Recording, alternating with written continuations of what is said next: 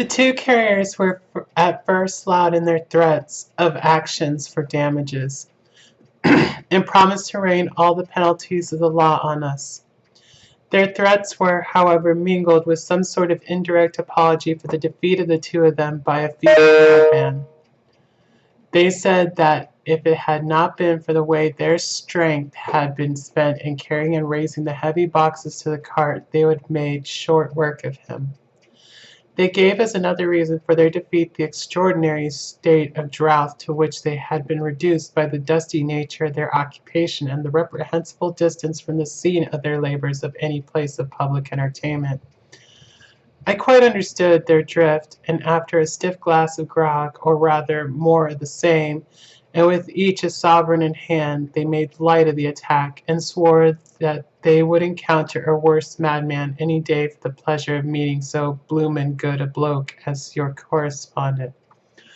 I took their names and addresses in case they might be needed. They are as follows: Jack Smollett of Dudding's Rents, King George's Road, Great Walworth, Thomas Snelling, Peter Farley's Row, Guide Court, Bethnal Green.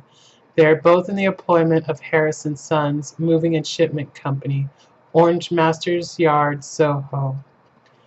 I shall report to you any matter of interest occurring here, and shall wire you at once if there is anything of importance.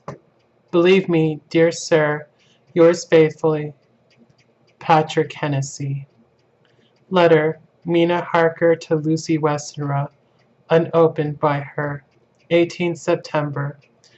My dearest Lucy, such a sad blow has befallen us. Mr. Hawkins has died very suddenly. Some may not think it so sad for us, but we had both come to so love him that it really seems as though we had lost a father.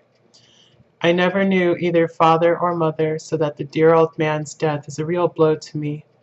Jonathan is greatly distressed. It is not only that he feels sorrow, deep sorrow for the dear good man who has befriended him all his life, and now at the end has treated him like his own son, and left him a fortune which to people of our modest bringing up is wealth beyond the dream of avarice.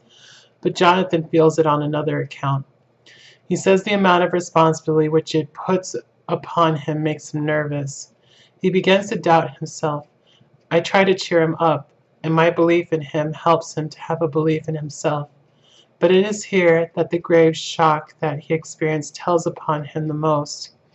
Oh, it is too hard that a sweet, simple, noble, strong nature such as his, a nature which enabled him by our dear good friend's aid to rise from clerk to master in a few years, should be so injured that the very essence of its strength is gone. Forgive me, dear, if I worry you with my troubles in the midst of your own happiness. But, Lucy, dear, I must tell someone, for the strain of keeping up a brave and cheerful appearance to Jonathan tries me, and I have no one here that I can confide in. I dread coming up to London, as we must do the day after tomorrow, for poor Mr. Hawkins left in his will that he was to be buried in the grave with his father. As there are no relations at all, Jonathan will have to be chief mourner. I shall try to run over to see you, dearest, if only for a few minutes. Forgive me for troubling you. With all blessings, your loving Mina Harker.